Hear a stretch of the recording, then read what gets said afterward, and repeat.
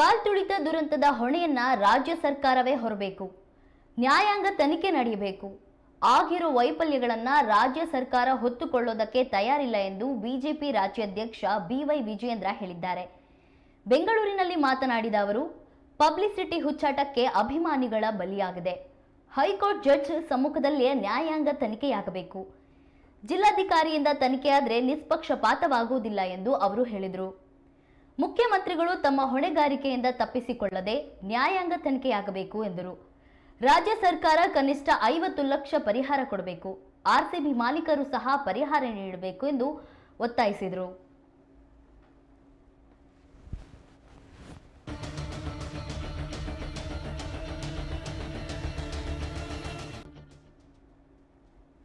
ರಾಜ್ಯ ಸರ್ಕಾರದ ನನ್ನ ನಡವಳಿಕೆ ಖಂಡಿತ ಇದು ಖಂಡನಾರ್ಹ. ಮತ್ತು ಮುಖ್ಯಮಂತ್ರಿಗಳ ಹೇಳಿಕೆಯನ್ನು ನಾನು ಗಮನಿಸ್ತಾ ಇದ್ದೆ. ಅರೆ, ನಾವು ನಿರೀಕ್ಷೆ ಮಾಡಿರಲಿಲ್ಲ, 30-40 ಸಾವಿರ ಜನ ಬರ್ಬೋದು ಅಂತ ಅಂದ್ಕೊಂಡಿದ್ವಿ, 1.5-2 ಲಕ್ಷ ಜನ ಬಂದರು. That it self is the admission of failure by the chief minister of the state. 18 ವರ್ಷಗಳ ನಂತರ ಪ್ರಪ್ರಥಮವಾಗಿ ಆರ್ಸಿಬಿ ಗೆದ್ದಿದೆ ಫೈನಲ್ಸ್ನಲ್ಲಿ. ಬರೀ 30-40 ಸಾವಿರ ಜನ ಸೇರ್ತಾರೆ ಅಂತ ನಾವು ಅಂದ್ಕೊಂಡಿದ್ವಿ. 1.5-2 ಲಕ್ಷ ಜನ ಬಂದಿದ್ದಾರೆ ಅಂತ ಹೇಳ್ತಾರೆ ಮುಖ್ಯಮಂತ್ರಿಗಳು, ಗೃಹ ಸಚಿವರು, ಉಪಮುಖ್ಯಮಂತ್ರಿಗಳು ಹೇಳ್ತಾರೆ ಅಂತ ಹೇಳಿದ್ರೆ ಇದೇ ರಾಜ್ಯ ಸರ್ಕಾರದ ಫೇಲ್ಯೂರ್ ಇದು. ಅಂದರೆ ಯಾವ ರೀತಿ ಅವ್ರದ್ದು ಪ್ರಿಪೇರ್ಡ್ನೆಸ್ ಇತ್ತು,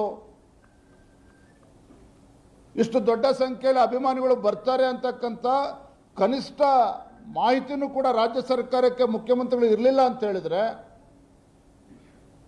ನೋಡಿ ಅಲ್ಲಿ ಘಟನೆ ನಡೆದಂಥ ಸ್ಥಳದಲ್ಲಿ ಆಂಬ್ಯುಲೆನ್ಸ್ ವ್ಯವಸ್ಥೆ ಇರಲಿಲ್ಲ, ಪೊಲೀಸ್ ವ್ಯವಸ್ಥೆ ಸರಿಯಾಗಿರಲಿಲ್ಲ. ಮುಖ್ಯಮಂತ್ರಿಗಳು ಹೇಳಿಕೆ ಗಮನಿಸಿ, ನಿನ್ನೆ ವಿಧಾನಸೌಧದ ಹತ್ತಿರ ಯಾವುದೇ ಒಂದು ದುರ್ಘಟನೆ ನಡೆದಿಲ್ಲ, ಚಿನ್ನಸ್ವಾಮಿ ಸ್ಟೇಡಿಯಂ ಹತ್ರ ಮಾತ್ರ ನಡೆದಿದೆ ಅಂತೇಳಿ ತಮ್ಮ ಜವಾಬ್ದಾರಿಯಿಂದ ನುಣುಚ್ಕೊಳ್ತಕ್ಕಂಥ ಕೆಲಸ ನಿನ್ನೆ ಸ್ವತಃ ಮುಖ್ಯಮಂತ್ರಿಗಳು ಮಾಡಿದ್ದಾರೆ.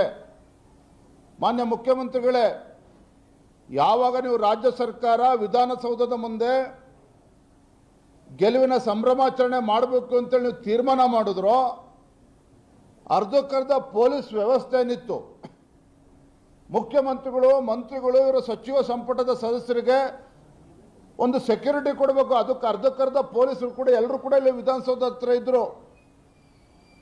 ಹಾಗಾಗಿ ನಾವು ಹೇಳ್ತಾ ಇದ್ದೇನೆ,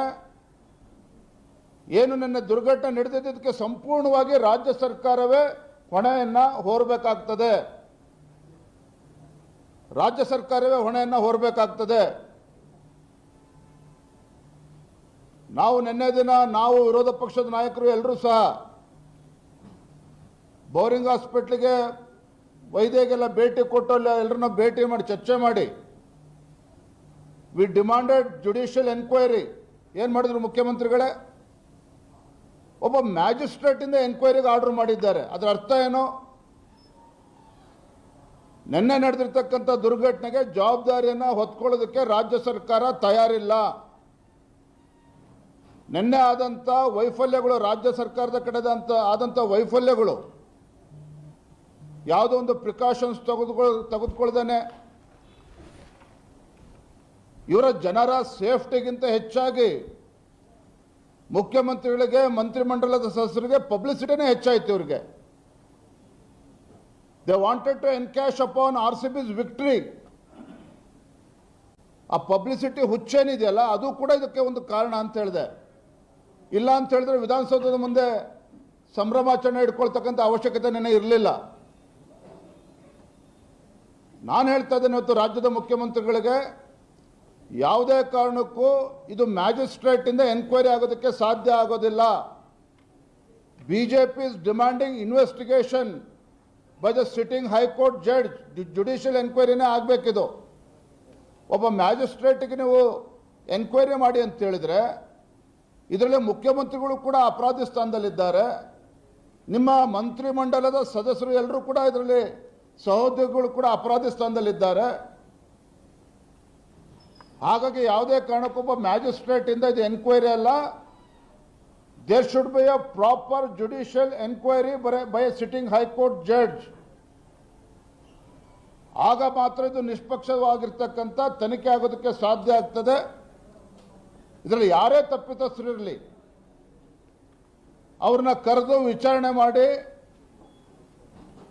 ಇದು ಯಾರು ತಪ್ಪಿತಸ್ಥರು ಅನ್ನೋದನ್ನ ನಿರ್ಧಾರ ಮಾಡೋದಕ್ಕೂ ಕೂಡ ಸಾಧ್ಯ ಆಗ್ತದೆ.